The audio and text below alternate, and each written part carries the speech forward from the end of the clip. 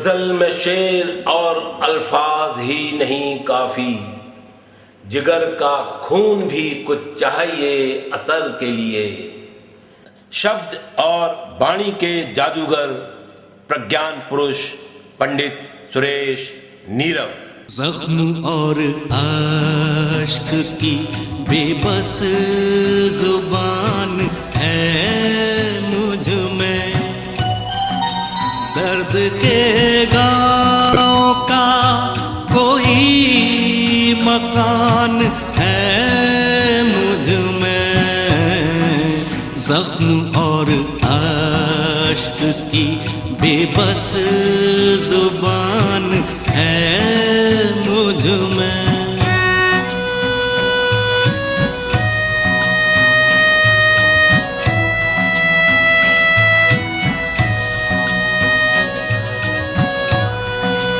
मेरे पंखों को कतर डाले मुफलिसी तो क्या, फिर भी अरमानों की ऊंची उड़ान है मुझ में। दर्द के गाँव का कोई मकान है मुझ में। ज़ख्म और आश्क की बेबस जुबान है मुझ में।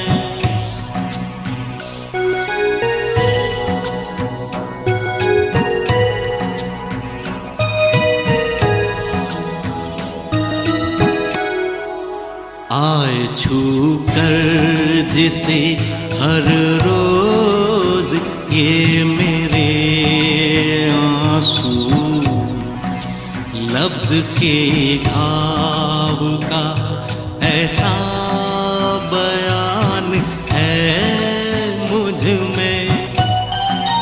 दर्द के गाँव का कोई मकान है मुझ में। ज़ख्म और आश्क की बेबस जुबान है मुझ में।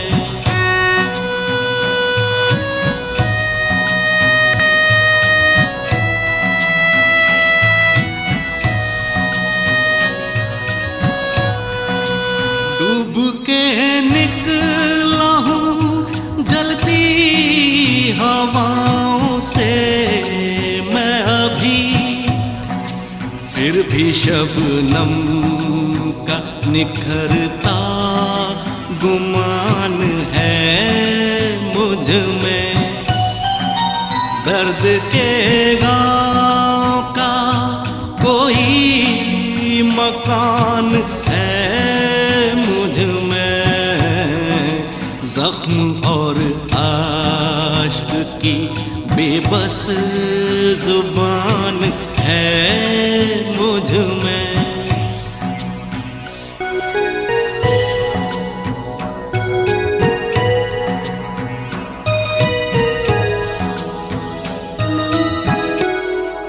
20 जून 1950 ग्वालियर मध्य प्रदेश में जन्मे सुरेश नीरव। पिता का नाम दामोदर दास चतुर्वेदी, जिन्हें प्यार से दादा चतुर्वेदी के नाम से पुकारा जाता था। प्रारंभिक शिक्षा एवं कॉलेज तक की पढ़ाई जीवाजी विश्वविद्यालय मध्य प्रदेश में हुई। बचपन से ही हिंदी साहित्य से गहरा लगाव। 1980 में पहला कविता संग्रह समय सापेक्ष हूँ मैं का प्रकाशन हुआ। उसके बाद ये सिलसिला लगातार जारी है। उत्तरार्ध कविता, सद्भाव कविता, शब्द नहीं है हम, भोर के लिए, 8वें दशक की व्यंग्य कविताएं, 21वीं सदी की दृष्टि, पोएट्री ऑफ सुरेश नीरव और पोएटिक इलेक्ट्रॉन्स दोनों अंग्रेजी में हैं, और मजा मिलेनियम जिसमें हास्य गजलें उर्दू और हिंदी में शामिल हैं। सुरेश नीरव से बहुत पुराना परिचय है। असल में इनका बात से बात निकालने का ढंग अपने आप में बहुत सुंदर और बहुत अनूठा है। आज के युग में एक चुटकुलों का जो चलन हो गया है, उससे हटकर कोई आता है तो मुझे बहुत खुशी होती है। और सुरेश नीरव ने इसमें अपना एक अलग स्थान बना लिया। कितनी ही विदेशी यात्राओं का अनुभव इनकी लेखनी में साफ नजर आता है। सुरेश नीरव ने न सिर्फ भारत में बल्कि England, France, Denmark, Norway, Mauritius, Singapore, Indonesia, Malaysia, Bangkok एवं नेपाल में अनेक कवि सम्मेलनों का प्रतिनिधित्व किया एवं संचालन भी किया। राष्ट्रपति भवन तथा लाल किले से अनेक बार काव्य पाठ एवं कवि सम्मेलनों का संचालन कर ख्याति प्राप्त की। उन्हें पंडित जो शब्द उनके नाम के साथ लगा है वो सार्थक इसलिए होता है कि उन्हें शब्द का बहुत अच्छा ज्ञान है, जो कि मैंने आम मंचीय कवियों में नहीं देखा। कई बार तो ऐसे शब्द का वो अर्थ निकालते हैं जिसका हमें स्वयं नहीं मालूम होता, और इसके साथ साथ जो उनका कविता पाठ होता है गीत में, लय में, वो भी अद्भुत होता है। एक उनकी गजल है कि जल रहा कोई और है, इस तरह की पंक्तियां हैं उनकी।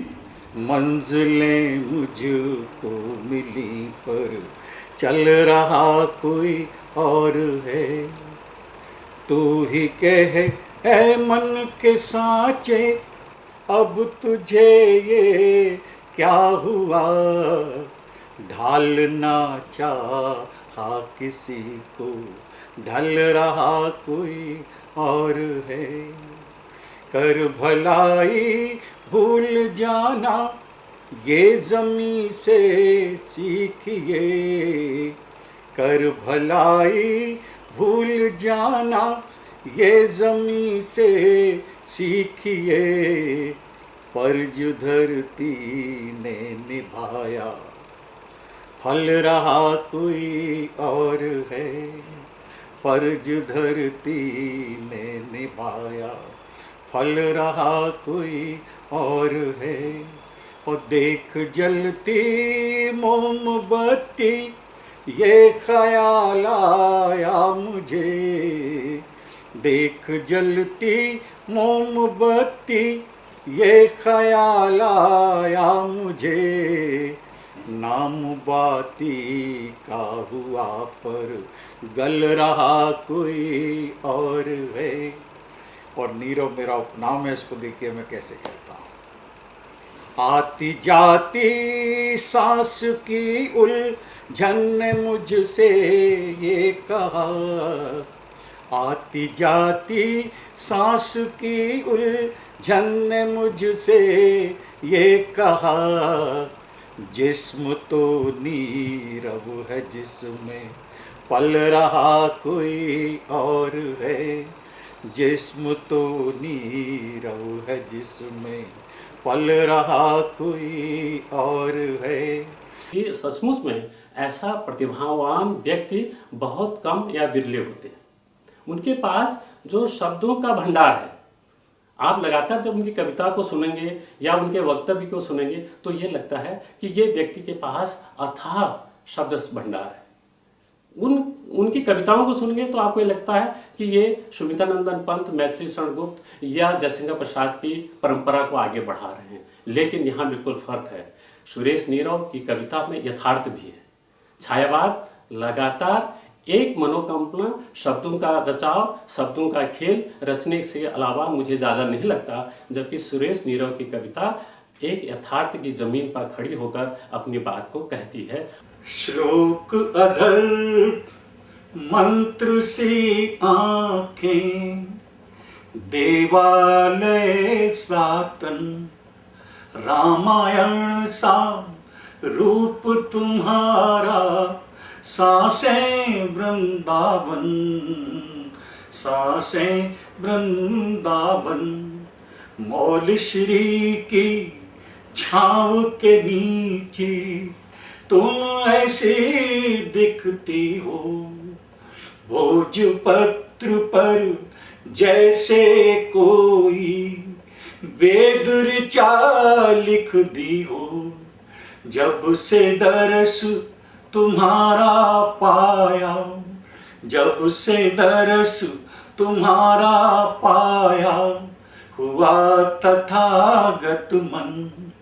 श्लोक अधर मंत्र सी आंखें, देवालय सातन, रामायण सा रूप तुम्हारा, सांसें वृंदावन, सांसें वृंदावन। भेज दिया है गीत टाक कर तुम्हें आज पाती में, अलगोजे की धुन गूंजे जो चंदन की घाटी में। याद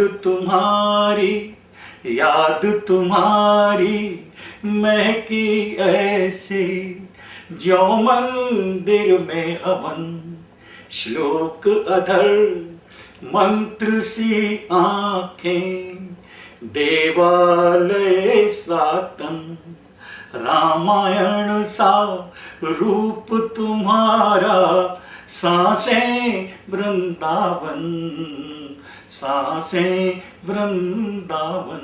कि हमारी मांग में प्रियतम अनुराग तेरा है, जहाँ तुम हो वहीं स्वर्णिम सवेरा है।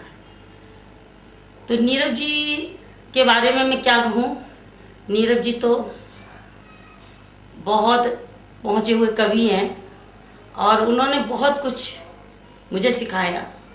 मैं तो एक गांव की अनपढ़ थी बिल्कुल, उन्होंने धीरे धीरे धीरे धीरे मुझे बहुत कुछ बना दिया।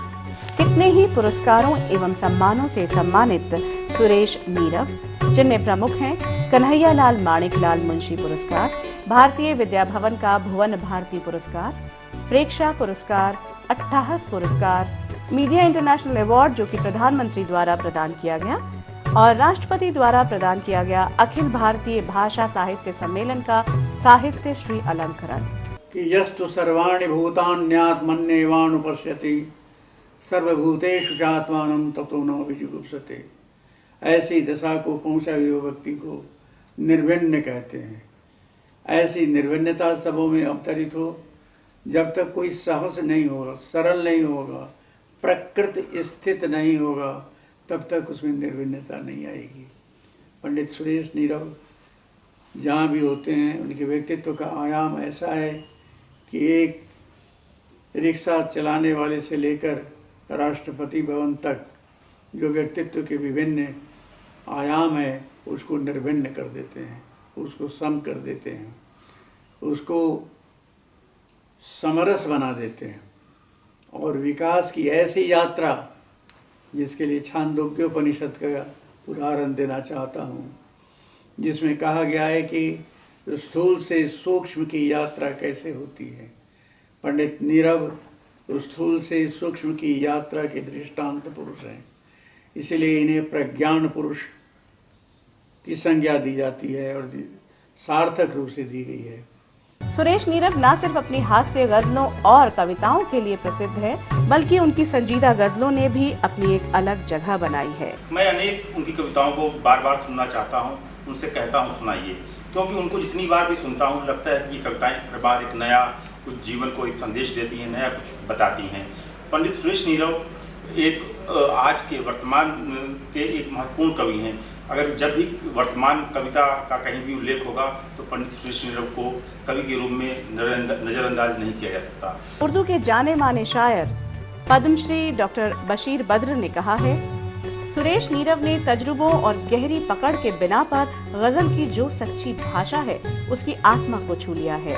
नीरव जैसे शायरों ने अपनी शायरी से यह साबित कर दिया है कि भाषा का सफर कभी थमता नहीं है और जो उसके साथ कदम मिलाकर नहीं चल पाता है वह शायर बेमानी हो जाता है। पंडित सुरेश नीरव जी के बारे में मुझे यह कहना है और बार बार मैं कहता हूँ कि इनके जुआ पर माँ सरस्वती बसती है। जब ये बोलते हैं, कविता पाठ करते हैं या भाषण देते हैं, उसमें जो व्युत्पत्ति शब्द का विन्यास से करते हैं, बड़े कम लोगों को इतनी जानकारी होगी विषय की। और जिन गहराइयों से और जिन स्पष्ट होकर के जिस प्रकार से व्याख्या करते हैं शब्दों का, वाक्यों का, निश्चय ही बड़ा ही अच्छा लगता है मुझे। जब भी बोलते हैं मैं तो सुनता ही रहता हूँ इनके बारे में। कवि भी हैं, लेखक भी हैं, गज़ल भी लिखते हैं, विधायक बहुत हैं इनके पास में। सबसे जो उससे बढ़ के बात है, वाणी इनकी जो है वो बड़ी प्रखर है, यशस्वी है। जब बोलते हैं तो आदमी मंत्रमुग्ध हो जाता है।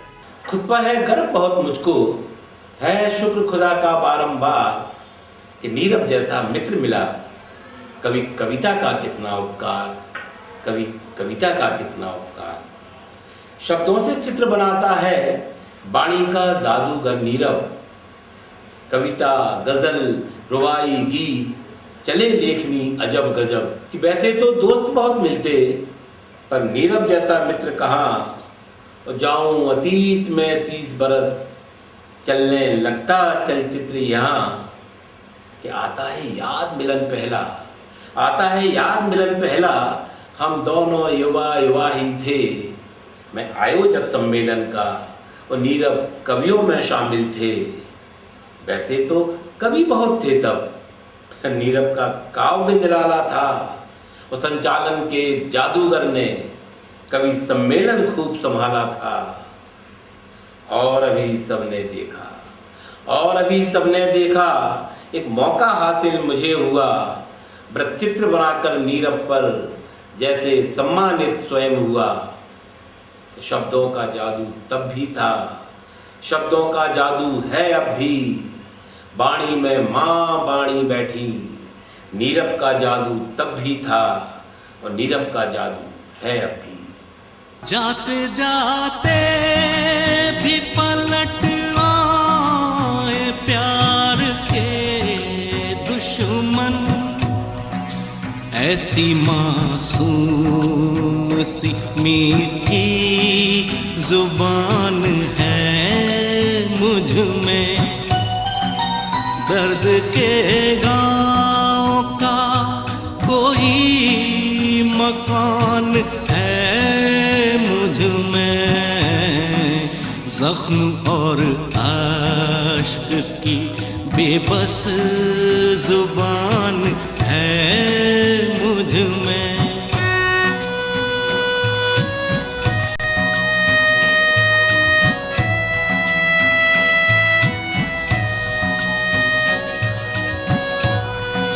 मैं डरा कब बयाबा की मुश्किलों से, कभी हौसलों की बड़ी ऊंची उड़ान है मुझ में।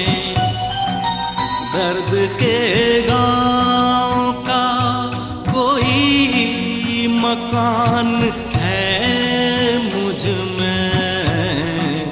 जख्म और आश्क की बेबस